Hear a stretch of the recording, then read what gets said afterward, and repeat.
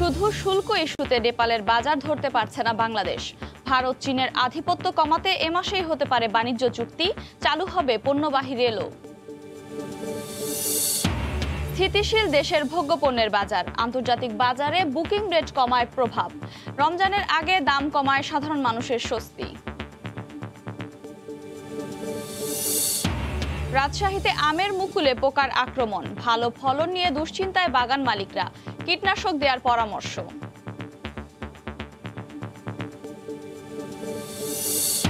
এবং আইন সংশোধন করে কাতারের শ্রমিকদের ন্যূনতম মাসিক মজুরি 23,000 টাকা নির্ধারণ, থাকা ও খাওয়ার জন্য পাবেন আরও 800 রিয়াল, খুশি প্রবাসীরা।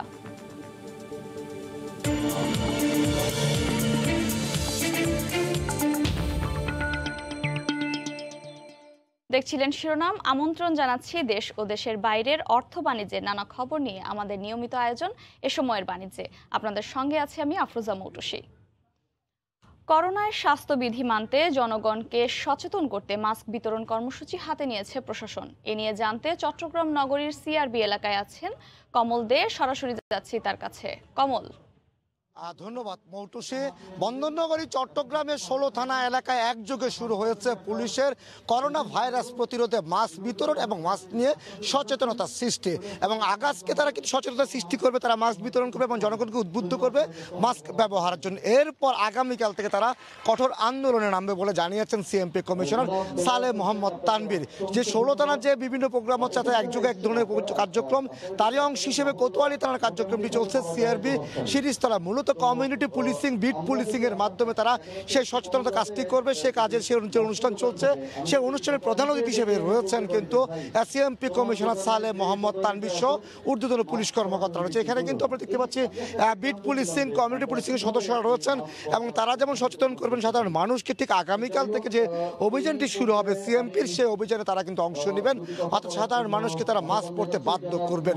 এক্ষেত্রে সিএমপি কমিশনার যেটি জানিয়েছেন, তারা চেষ্টা করবেন সাধারণ মানুষকে প্রথম পর্যায়ে বোঝানোর জন্য যে করোনা ভাইরাস প্রতিরোধে মাস্ক পরার কোনো বিকল্প নেই, সেটা যেমন বোঝানোর চেষ্টা করবেন। দ্বিতীয় পর্যায়ে তারা করবেন কি, তারা অভিযানে নামবেন এবং তারা সাধারণ মানুষকে মাস্ক পরাতে বাধ্য করবেন। এটি তারা বলা হচ্ছে দ্বিতীয় ধাপ, অর্থাৎ করোনা ভাইরাসের সেকেন্ড ওয়েভ হিসেবে আখ্যায়িত করছে সিএমপি এবং তারই অংশ হিসেবে কিন্তু আজকে থেকে তারা বিভিন্ন এলাকা দিয়ে শুরু করেছে মাস্ক সচেতনতার কর্মসূচি এবং এর সাথে তারা মাস্ক বিতরণ করবে এবং জনগণকে তারা উদ্বুদ্ধ করবে। অর্থাৎ 16 থানা এলাকায় কিন্তু একযোগে কার্যক্রম শুরু হচ্ছে। আমরা দেখেছি বাদামতলির মোড়, জিসির মোড়, নিউ মার্কেট মোড় থেকে শুরু করে আগ্রাবাদ, বহদ্দারহাট পুরো এলাকাতে পুরো সিএমপিতে আজকে এই কর্মসূচিটি চলবে এবং আগামীকাল থেকে তারা কিন্তু সে অভিযানের নাম। আমরা দেখতে পাচ্ছি সিএমপি কমিশনার সালেহ মোহাম্মদ তানভীর কিন্তু তিনি প্রথমে আসছেন এই সিআরবি শিরিষতলায়।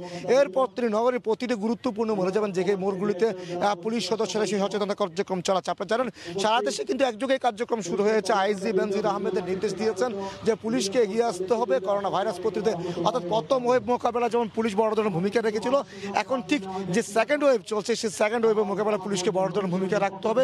এই লক্ষ্য নিয়ে কিন্তু পুলিশ সদস্যরা আজকের এই কার্যক্রম শুরু করছে। যে কার্যক্রমটি হলো আজকে চট্টগ্রামের 16টি থানায় একযোগে তারা মাস্ক বিতরণ করবে এবং প্রচারণামূলক কর্মসূচি চালিয়ে যাবে এবং আগামীকাল থেকে শুরু হবে তাদের সেই অভিযান, যেখানে তারা জনগণকে মাস্ক পরাতে বাধ্য করবেন। তারা বলছেন করোনা ভাইরাসের দ্বিতীয় যে ঢেউ, সেকেন্ড যে ওয়েভ, সেটি প্রতিরোধের জন্য মাস্ক পরা কোনো বিকল্প না আসে। তারই অংশ হিসেবে সারা দেশের মতো সিএমপিও মাঠে নেমেছে। তো মৌটুসী, এখন পর্যন্ত আমার কাছে ছিল সিএমপি আজকে 16 থানায় একযোগে যে কর্মসূচি শুরু করেছে তার সর্বশেষ। চট্টগ্রামের সিআরবি এলাকা থেকে মাস্ক বিতরণ কর্মসূচির সবশেষ খবর জানাচ্ছিলেন সহকর্মী কমল দে। খুব কাছেই আকর্ষণীয় এক বাজার, অথচ সামান্য কিছু কৌশলের অভাবেই সেখানে রাজত্ব করছে ভারত আর চীন। বলছি নেপালের কথা।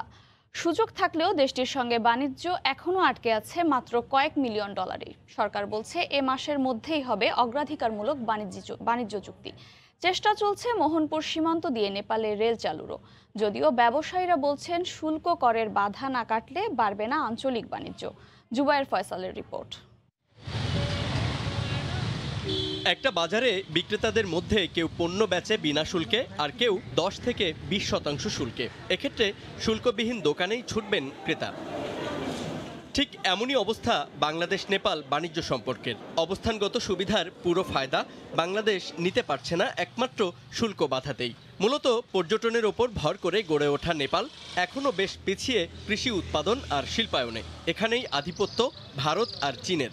ব্যবসায়ীরা বলছেন বিশেষ বাণিজ্য চুক্তি আর পণ্যভিত্তিক কৌশল গ্রহণ ছাড়া পরিবর্তন হবে না প্রেক্ষাপট। থেকে কিন্তু আমাদেরকে উৎসাহিত করা হয়েছে যে মোটরসাইকেলকে এর মধ্যে ইনক্লুড করুন। এটা বাংলাদেশ সরকারের ইচ্ছার উপর অনেক কিছু নির্ভর করছে। বাংলাদেশ থেকে নেপালে অনেক কিছু যাওয়ার আছে, যেখানে চাইনিজ প্রোডাক্ট এবং ইন্ডিয়ান প্রোডাক্ট একচেটিয়া নেপালের মার্কেট করে যাচ্ছে। বাট বাংলাদেশ থেকে একসময় আমরা রপ্তানি করতাম, এখন কিন্তু ট্যারিফ ব্যারিয়ারের কারণে ওগুলোকে করা যাচ্ছে না, প্লাস নন ট্যারিফ ব্যারিয়ার তো রয়েছেই। একমত অর্থনীতিবিদরাও। তারা বলছেন সময় উপযোগী সিদ্ধান্ত নিতে না পারায় আঞ্চলিক বাণিজ্যে প্রভাব খাটাতে পারছে না বাংলাদেশ। ইকোনমিক প্রসপ্যারিটির জন্য যে এত একটা চমৎকার সুযোগ এবং টুলস, সেটা থেকে আমরা বঞ্চিত হচ্ছি, কারণ আমাদের বাড়ির পাশের যে মার্কেটটা সেটা সঠিক এবং সম্পূর্ণ ব্যবহার কিন্তু আমরা করতে পারছি না। যদিও নেপাল নিয়ে আসার কথাই শোনাচ্ছেন বাণিজ্যমন্ত্রী। শুধু চুক্তি নয়, অগ্রগতি হয়েছে দেশটিতে পণ্যবাহী রেল চালুতেও। কথা চলছে, ট্রেড এগ্রিমেন্ট হবে, সেটা আমরা খুব আশাবাদী এই মাসে হতে পারে। রোহনপুর থেকে রেলওয়ে কার্গো দিয়ে নেপালে যাওয়া যেতে পারে, সেটা একটা প্রাথমিক ছিল। এবার একটা লেটার অফ এক্সপ্রেশন আমাদের সই হওয়ার সম্ভাবনা প্রচুর। স্বাধীনতার ঠিক 50 বছর পর ঢাকায় আসছেন দেশটির রাষ্ট্রপতি। তাই অমীমাংসিত ইস্যুগুলো সমাধানে এই সফরকে গুরুত্বের সঙ্গেই দেখছে সব পক্ষই। জুবায়ের ফয়সাল, সময় সংবাদ, ঢাকা। আন্তর্জাতিক বাজারে বুকিং রেট কমার পাশাপাশি হঠাৎ করে চাহিদা নিম্নমুখী হওয়ায় দেশের ভোগ্যপণ্যের বাজারে স্থিতিশীলতা ফিরতে শুরু করেছে। তেল, চিনি, ছোলা, পেঁয়াজের দাম কেজিতে এক সপ্তাহে কমেছে 2 থেকে 3 টাকা। তবে অন্য সব পণ্যের সরবরাহ স্বাভাবিক থাকলেও ভোজ্য তেলের জটিলতা এখনও কাটেনি বলে দাবি ব্যবসায়ীদের। শাখাওয়াত টিপুর ক্যামেরায় বিস্তারিত জানাচ্ছেন কমল দে। দেশের সবচেয়ে বড় ভোগ্য পণ্যের পাইকারি বাজার চট্টগ্রামের খাতুনগঞ্জে এখন পণ্যবাহী ট্রাকের লম্বা লাইন। সকাল থেকে মধ্যরাত পর্যন্ত দীর্ঘ যানজট। রমজান সামনে রেখে ভোগ্য পণ্যের সরবরাহ বাড়তে থাকায় এই পরিস্থিতি বলে জানান ব্যবসায়ীরা। গত 6 মাসের বেশি সময় ধরে বাড়তে থাকা ভোজ্য তেলের বাজার নিম্নমুখী। গত এক সপ্তাহে পাইকারি পর্যায়ে প্রতি কেজি তেলের দাম কমেছে 2 থেকে 3 টাকা। ভোজ্য তেল সয়াবিন যেটা বলি আমরা, এটা কেজি প্রতি 2 টাকা কমেছে। এটা যদি বাজারটা সরবরাহ ঠিক না থাকে তাহলে রেডি বাজারটা বেড়ে যাবে। ভোজ্য তেলের মতো অবস্থা ছিল চিনির বাজারও, কিন্তু আন্তর্জাতিক মার্কেটে বুকিং রেট কমতে থাকায় দেশের বাজারও প্রভাব পড়েছে। আন্তর্জাতিক বাজারও এখন অনেক কম, সেই হিসাবে সবাই একটু ভয় পাচ্ছে যে আন্তর্জাতিক বাজার যদি আরো কমে যায় তাহলে চিনি বাজার আরো কমতে পারে। রমজানে সবচেয়ে বেশি চাহিদা থাকে ছোলার। চলতি বছর এই ছোলার দাম এখনো নিয়ন্ত্রণের মধ্যে। সাধারণ মানের ছোলা প্রতি কেজি 57 টাকা। ছোলা বাজার স্থিতিশীল আছে। গত বছরের তুলনায় এবছর ছোলা আপনার এই প্রায় মাল বেশি আসছে। আমার মনে হয় এভাবে বাজার রমজান মাসে এভাবে থাকবে। আমদানির পাশাপাশি দেশীয় পণ্য বাজারে আসায় কেজিতে অন্তত 3 টাকা করে কমেছে পেঁয়াজ, আদা ও রসুনের দাম। আমদানি হওয়ার কারণে আজকে বাজারটা কমতির দিকে।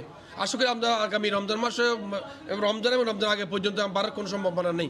2020-21 অর্থ বছরে চট্টগ্রাম বন্দর দিয়ে 1,71,000 মেট্রিক টন ছোলা, 4,33,000 metric ton crude oil, 6,52,000 metric ton palm oil এবং 63,000 মেট্রিক টন চিনি আমদানি হয়েছে। আর বন্ডের আওতায় আরও কয়েক লাখ মেট্রিক টন চিনি আমদানি করেছেন ব্যবসায়ীরা। চট্টগ্রাম কাস্টম হাউসের তথ্য অনুযায়ী এবার রমজানকে সামনে রেখে চাহিদার বিপরীতে পর্যাপ্ত পরিমাণে ভোগ্যপণ্য আমদানি হয়েছে। সরবরাহ ব্যবস্থা রয়েছে স্বাভাবিক, তাই দাম বাড়ার কোনো শঙ্কা নাই মনে করছেন ব্যবসায়ীরা। তবে দাম স্বাভাবিক রাখতে বাজার মনিটরিংয়ের কোনো বিকল্প নেই বলছেন ক্যাপ। চট্টগ্রামের খাতুনগঞ্জ থেকে কমল দে, সময় সংবাদ। নওগাঁর পাইকারি মোকামে কেজিতে 2 টাকা কমেছে মোটা চালের দাম। এই বিষয়ে বিস্তারিত জানাতে শহরের পৌর চাল বাজারে আছেন সহকর্মী এমআর রকি। সরাসরি চলে যাচ্ছি তার কাছে। রকি। ধন্যবাদ মোটসি। গেল 1 মাস ধরেই কিন্তু চালের অস্থির বাজার সাধারণ ক্রেতাদের ভিতরে দারুণ এক অস্বস্তি লক্ষ্য করা যাচ্ছিল এবং বিশেষ করে সরু চালের প্রকারভেদে এই নওগাঁর মোকামে দাম বেড়েছিল 10 থেকে 12 টাকা পর্যন্ত প্রতি কেজিতে। তবে আসার কথা হলো এই মার্চের শেষ দিকে কিন্তু এসে বাজারটা অনেকটা এখন নিম্নের দিকে নামছে। বিশেষ করে মোটা চালের বাজার কিন্তু গত এক সপ্তাহের ব্যবধানে আমরা যেখানে লক্ষ্য করছিলাম প্রকারভেদে 2 থেকে 2.5 টাকা 3 টাকা পর্যন্ত এই বাজারে চালের দর কিছুটা নিচে নেমে যাচ্ছে। আরেকটু সরু চাল যেগুলো রয়েছে বিশেষ করে নাজির শাল, কাটারি ভোগ, এই চালগুলোর বাজারে কিছুটা আস্তে আস্তে 2 টাকা 2.5 টাকা 3 টাকা পর্যন্ত নামছে, দামের নিম্ন দিকে কিছুটা নেমে এসেছে। তবে এই সময়টাতে যে বিষয়টি চালের দরের নিম্ন গতির মূল কারণটা বলছেন এখানকার যারা খুচরা ব্যবসায়ী, এখন কিন্তু মোকামে তারা যারা বড় ব্যবসায়ী তারা চাল তাদের গুদামে রাখা চাল বিক্রি করছেন এবং সরবরাহ বেড়ে যাওয়ার কারণে কিন্তু চালের বাজারে একটা প্রভাব পড়েছে এবং আস্তে আস্তে নিচে নেমে যাচ্ছে। আগামীতে আর 1 মাস পরই কিন্তু বুড়ো যে ধান রয়েছে বিশেষ করে হাওর অঞ্চলের এই ধানগুলো কিন্তু ওটা শুরু হবে। এই কারণে ব্যবসায়ীরা এখন নতুন জাতের ধানের দিকে তারা নজর দিচ্ছে। পুরনো চালগুলো তারা এখন গুদাম থেকে বাজারজাত করার কারণে বাজারটা কিন্তু আস্তে নিচে নেমে যাচ্ছে। এর মূল কারণ কিন্তু বিগত দিনগুলোতে কিন্তু চালের যে বাজারটা বেড়েছিল তারা খুচরা ব্যবসায়ীরা বরাবরই বলে থাকছেন যে চালের বড় যারা মোকামে কারবার করেন তারাই মূলত এই বাজারটা নিয়ন্ত্রণ করার কারণে প্রতি কেজি চালের প্রকারভেদে 10 থেকে 12 টাকা পর্যন্ত বৃদ্ধি হয়েছিল। তবে নওগাঁর মোকামে আজকের আমরা এখানে বাজার যেটা লক্ষ্য করছিলাম, নাজির শাল যেটা বিক্রি হচ্ছে এখানে খুচরা বাজারে পাই প্রতি কেজি 58 থেকে 60 টাকা, জিরা শাল এরকম 58 টাকার মতো, এবং ইন্ডিয়া থেকে যেটা আলচি চাল এসেছে এই চালটা বিক্রি হচ্ছে 55 থেকে 56 টাকা কেজিতে এবং মোটা জাতের যে চালটা রয়েছে স্বর্ণা 5 বা স্বর্ণা গুটি স্বর্ণা 44 থেকে 45 টাকা কেজি। এই চালগুলো কিন্তু বিগত 7-8 দিন আগেও কিন্তু প্রত্যেকটা চালের কেজি কিন্তু 5 থেকে 4 টাকা পর্যন্ত বেশি ছিল।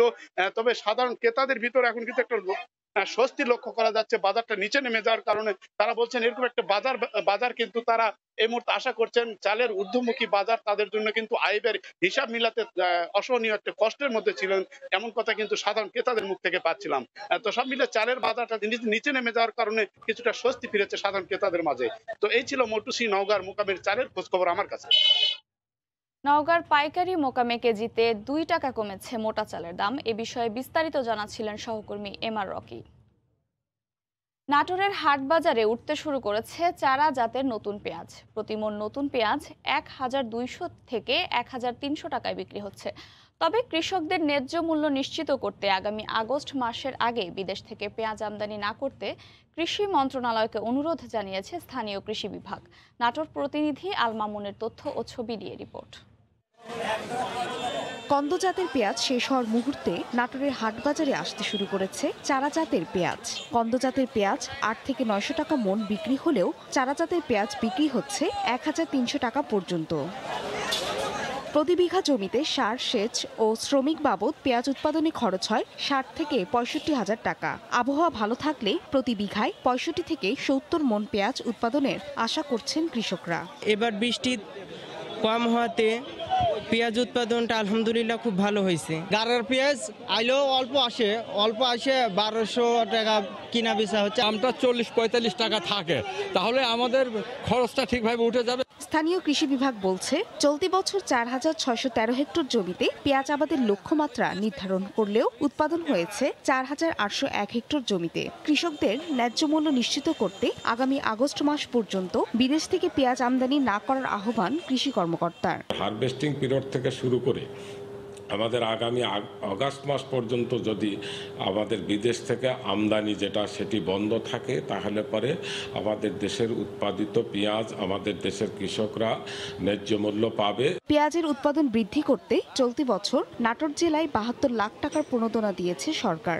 আর প্রণোদনার টাকা দিয়ে 210 হেক্টর বেশি জমিতে পেঁয়াজের আবাদ হয়েছে। সময় সংবাদ, নাটোর। কাতার সরকারের পূর্ব ঘোষণা অনুযায়ী অভিবাসী শ্রমিকদের ন্যূনতম মজুরি আইন কার্যকর করা হয়েছে। শ্রমিকদের ন্যূনতম বেতন 1000 কাতারি রিয়াল নির্ধারণ করা হয়েছে। এতে খুশি প্রবাসী বাংলাদেশি শ্রমিকরা। কাতার প্রতিনিধি আনোয়ার হোসেন মামুনের তথ্য ও ছবি নিয়ে রিপোর্ট। আন্তর্জাতিক শ্রম সংস্থা আইএলও সহ বিভিন্ন শ্রম সংস্থার দাবির মুখে কাতারে অভিবাসী শ্রমিকদের ন্যূনতম মজুরি 1000 কাতারি রিয়াল নির্ধারণ করে নতুন আইন কার্যকর করা হয়েছে, যা বাংলাদেশি মুদ্রায় 23,000 টাকার বেশি। শনিবার এই আইনটি কার্যকর করা হয়। নতুন এ আইন অনুযায়ী 1000 রিয়াল মজুরির পাশাপাশি আবাসনের জন্য 500 রিয়াল ও খাবার খরচের জন্য আরো 300 রিয়াল দিতে হবে কোম্পানিগুলোকে। আইনটি কার্যকর করায় খুশি প্রবাসী বাংলাদেশি শ্রমিকরা। কাতার সরকার বাংলাদেশ শ্রমিকদের জন্য নির্ধারিত স্যালারি নির্ধারণ করা হয়েছে। নিম্নতম শ্রমিকদের স্যালারি 1000 রিয়াল, প্রায় বাংলাদেশি 23,000 টাকা। সেটা করার জন্য আমরা কাতার সরকারকে ধন্যবাদ জানাচ্ছি। কাতারের ন্যূনতম শ্রম আইন জারি করা হয়েছে 1000 রিয়াল। এতে সকল বাংলাদেশ প্রবাসী অত্যন্ত খুশি ও আনন্দিত। আশা করি ভবিষ্যতে স্যালারি আরও দ্বিগুণ করা হবে। এদিকে ন্যূনতম মজুরি আইন কার্যকর হওয়ায় প্রবাসী বাংলাদেশি শ্রমিকরাই উপকৃত হবেন বলে মনে করছেন কমিউনিটির নেতারা। কাতার সরকার শ্রমিকদের জন্য সর্বনিম্ন মজুরি নির্ধারণ করা হয়েছে। আমরা বাংলাদেশি প্রবাসীরা উপকৃত হব। আমি বাংলাদেশ কমিউনিটির পক্ষ থেকে কাতার সরকারকে অভিনন্দন, ধন্যবাদ জানাচ্ছি।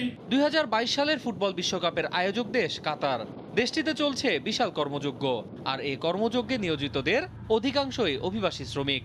মূলত আন্তর্জাতিক বিভিন্ন শ্রম সংস্থার দাবির মুখে আইনটি কার্যকর করতে এক প্রকার বাধ্য হলো কাতার সরকার। সময় সংবাদ, কাতার। গত কয়েকদিন ভোরে হালকা কুয়াশা থাকায় রাজশাহীতে আমের মুকুল কিছুটা ক্ষতিগ্রস্ত হয়েছে বলে জানান বাগান মালিকরা। তার উপর হপার পোকার আক্রমণে ভালো ফলন নিয়ে দুশ্চিন্তায় তারা। এ অবস্থায় ফল গবেষণা কেন্দ্রের কর্মকর্তারা কীটনাশক প্রয়োগের পাশাপাশি বাগান মালিকদের দিচ্ছেন নানা পরামর্শ। আব্দুল সালামের তোলা ছবিতে সাইফুর রহমান রকির রিপোর্ট।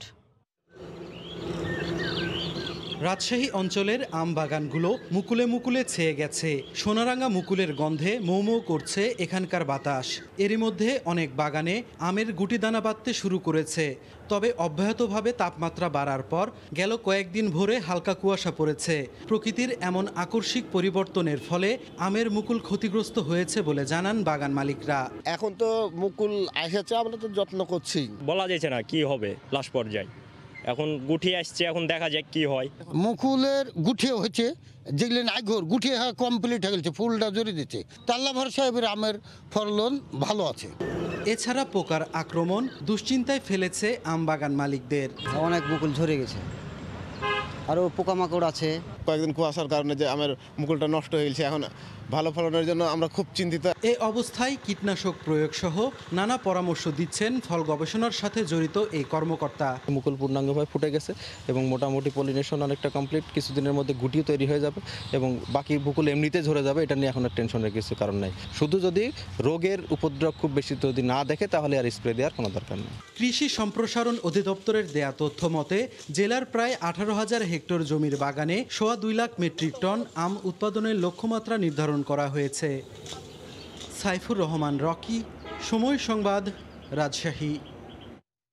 মুন্সিগঞ্জের মুক্তারপুরে তরমুজের হাট নানা অঞ্চলের হরেক রকম তরমুজে ভরপুর। হাঁক ডাকে কেনা বেচার ধুম। ক্রেতা বিক্রেতার পদচারণায় মৌসুমের শুরুতেই জমে উঠেছে এই হাট। 12 কেজি ওজনের প্রতিটি তরমুজ বিক্রি হচ্ছে 280 টাকা পর্যন্ত। ধলেশ্বরীর তীরে এই পাইকারি হাট ঘিরে সড়ক ও নৌপথে ব্যবসায়ীরা তরমুজ নিয়ে যাচ্ছেন আশেপাশের হাট বাজারে। মুন্সিগঞ্জের মুক্তারপুর হাট মৌসুমের শুরুতেই দেশের বিভিন্ন প্রান্ত থেকে নিয়ে আসা তরমুজের 6 লাখ পুরো বাজার। পটুয়াখালী গলাচিপা উপজেলার উত্তর চরবিশ্বাস গ্রামের নবাবালীয় 72 একর জমিতে চাষ করেছেন তরমুজ। তার মতো অনেক চাষি তাদের জমির তরমুজ নিয়ে এসেছেন হাটে। কেনাবেচা ভালো হয়, লাভের আশা তাদের। তবে তরমুজ বাজারজাতে নৌপথে নানা হয়রানির অভিযোগ তাদের। খরচ একটু বেশি হয়, বেশি হলো আমরা নদীতে আই না, নদীতে বিভিন্ন জলদস্যুর সমস্যা করে আমাদেরকে। ফসল আল্লাহ দিলে এখন ভালো দেয়, আশা করি আল্লাহ লাভ মনোবম। পাইকারি কিনে নিয়ে আমরা খুচরা বিক্রি করি। দেখা যায় একটা তরমুজে 20 টাকা, 10 টাকা বা 15 টাকা ব্যবসা করি। আমাদের পাইকাররা এখানে নিয়ে আসে, আমরা এখান থেকে কিনে নিয়ে বিক্রি করি। আমাদের 2টা পয়সা আয় হয়। বরিশাল, পটুয়াখালী এই অঞ্চল থেকে ম্যাক্সিমাম তরমুজ আমাদের মুন্সিগঞ্জে বাজারে এসে থাকে। তাছাড়া আমাদের এই স্থানীয়ভাবে অল্প কিছু তরমুজ হয়ে থাকে। নৌপথে জলদস্যুদের আক্রমণ ও পুলিশের চাঁদাবাজির অভিযোগ অস্বীকার করে প্রয়োজনীয় ব্যবস্থা নেওয়ার আশ্বাস দিয়েছে নৌপুলিশ। পথে পথে জলদস্যুরা যে ব্যবসায়ীদের কাছ থেকে যে চাঁদা নেওয়ার একটা কথা উঠেছে, এই বিষয়ে নৌপুলিশ তাদেরকে চিহ্নিত করে তাদেরকে ধরবে এবং তাদের বিরুদ্ধে আইনগত ব্যবস্থা গ্রহণ করবে। 3 কেজি ওজনের তরমুজ 40 টাকা এবং 12 কেজির তরমুজ প্রতিটি পাইকারি বিক্রি হচ্ছে 280 টাকায়। মৌসুমের শুরুতেই বেলা 12টা পর্যন্ত 4 ঘন্টার এই হাটে বিক্রি হয় প্রায় 30 লাখ টাকার তরমুজ। মুন্সিগঞ্জের মোক্তারপুরের তরমুজের হাট থেকে নাসিরউদ্দিন উজ্জ্বল, সময় সংবাদ। রাজশাহীর পবা উপজেলার বায়াতে বসছে মাছের নতুন পাইকারি বাজার। আধুনিক সুবিধা ও নিরাপত্তা থাকায় পুকুর, নদী ও খাল বিলের মাছ কিনতে ভিড় করছেন ক্রেতা বিক্রেতারা। তবে মাছের সরবরাহ বেশি ও বাইরের পাইকার না থাকায় কমেছে দাম। উৎপাদন খরচের তুলনায় দাম না পেয়ে হতাশ চাষিরা। হাবিবুর রহমান পাপ্পুর ক্যামেরায় রাকিবুল হাসানের রিপোর্ট। ভোর হলেই হাক ডাকে সরগরম হয়ে ওঠে রাজশাহীর বায়ার নতুন মাছ বাজারের আড়তগুলো। নদীর পুঁটি, কৈশিং, বোয়াল আর চাষ করা পুকুরের রুই, কাতল, মৃগেল সহ নানা প্রজাতির মাছের সরবরাহে জমে ওঠে বেচাকেনা। এসব মাছ আসে পদ্মা নদী, বিল ও উপজেলাগুলোর পুকুর থেকে। তাতে বাজারে বেড়েছে মাছের সরবরাহ। মির্গে বেচলাম 90, 100, শোল বেচলাম 80, 90, গড় বেচলাম, মরা গড়ে বেচলাম 100 টাকা কেজি। 2 কেজি ওজনের রুই মাছ আপনার হলো মনে করেন 220 টাকা কেজি যাচ্ছে, তার উপরে যাচ্ছে না। মাছের বেচাকেনা করতে সকাল থেকে শতাধিক জেলে আসেন এ বাজারে। তবে স্থানীয়ভাবে চাহিদা কম ও বাইরের পাইকার না থাকায় মাছের দাম কমেছে বলে জানান আড়তদাররা। মাছের চাহিদা কম, তার জন্য মাছ আমদানিও কম। আগেকার তুলনা অনুযায়ী আমাদের এই বাজারে যেমন ধরেন চিটাগাং পাটি, সিলেট পাটি, এই পাটিগুলো সাধারণত এখন মাছ কিনতেছে না, যার কারণে আমাদের বাজারের মাছ সেরকম দাম হচ্ছে না। পুকুরের খাজনা, উৎপাদন খরচের তুলনায় বাজারে দাম কমায় হতাশ মাছ চাষিরা। মাছ উৎপাদন করছি পুকুরে আমরা, কিন্তু দাম তো আমরা পাচ্ছি না। এখন যে বাজার যাচ্ছে সে বাজারে এখন আমাদের মাছ চাষ করে লস হচ্ছে পুকুরদের। তবে মাছের নতুন এ বাজারে ব্যবসায়ীদের বিভিন্ন সুবিধা দিয়ে জেলার বাইরের পাইকারদের আকৃষ্ট করার চেষ্টা করছেন বলে জানালেন ইজারাদার। আমদানিটা বেশি, কিন্তু বর্তমানে খাদ্যের দাম বেশি হওয়ার কারণে চাষিরা প্রচুর পরিমাণ ক্ষতিগ্রস্ত হচ্ছে। জেলায় 51,000 পুকুরে চাষ করে বছরে মাছ উৎপাদন হয় 80,000 মেট্রিক টন। স্থানীয় মাছের চাহিদা 53,000 মেট্রিক টন।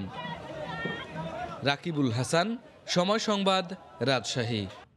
সারা দেশে ওয়ালটনের ডিজিটাল ক্যাম্পেইন সিজন 10 ঘোষণা করা হয়েছে। ক্যাম্পেইনের আওতায় TV, fridge, AC, washing machine ও সিলিং ফ্যান কিনলে ক্রেতাদের জন্য লাখ লাখ টাকা রয়েছে কোটি কোটি টাকার ক্যাশব্যাক ভাউচার। রাজধানীর বসুন্ধরায় কর্পোরেট কার্যালয়ে অনুষ্ঠানের উদ্বোধন করেন ওয়ালটন হাইটেক ইন্ডাস্ট্রিজ লিমিটেডের ব্যবস্থাপনা পরিচালক প্রকৌশলী গোলাম মোর্শেদ। এ সময় ওয়ালটনের ঊর্ধ্বতন কর্মকর্তারাও উপস্থিত ছিলেন। ব্যতিক্রমী উদ্যোগ নিয়ে স্বাধীনতার সুবর্ণ জয়ন্তী উদযাপন করল কোকাকোলা। কোকাকোলার পক্ষ থেকে আয়োজন করা হয়েছে from the world to Bangladesh স্লোগানে ব্যতিক্রমী ডিজিটাল ক্যাম্পেইন। পাশাপাশি ক্যান এবং 500 মিলিলিটার কোকের বোতলের প্যাকেজিংয়ে বিশেষ নকশা এনেছে কোকাকোলা। রাজধানীর বসুন্ধরা সিটি শপিং কমপ্লেক্সের বোতলের 6টি বিশেষ রেপ্লিকা উন্মোচন করেন স্বাধীন বাংলা বেতার কেন্দ্রের শিল্পী ও আয়োজিত অনুষ্ঠানের প্রধান অতিথি মনোরঞ্জন ঘোষাল। অনুষ্ঠানে কোকাকোলা বাংলাদেশের ঊর্ধ্বতন কর্মকর্তারা উপস্থিত ছিলেন। এ সময়ের বাণিজ্যের শীর্ষ সংবাদগুলো জানিয়ে দিচ্ছি আরও একবার।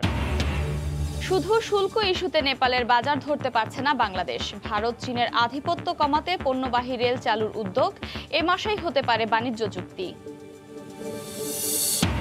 স্থিতিশীল দেশের ভোগ্যপণ্যের বাজার। আন্তর্জাতিক বাজারে বুকিং রেট কমার প্রভাব। রমজানের আগে দাম কমায় সাধারণ মানুষের স্বস্তি।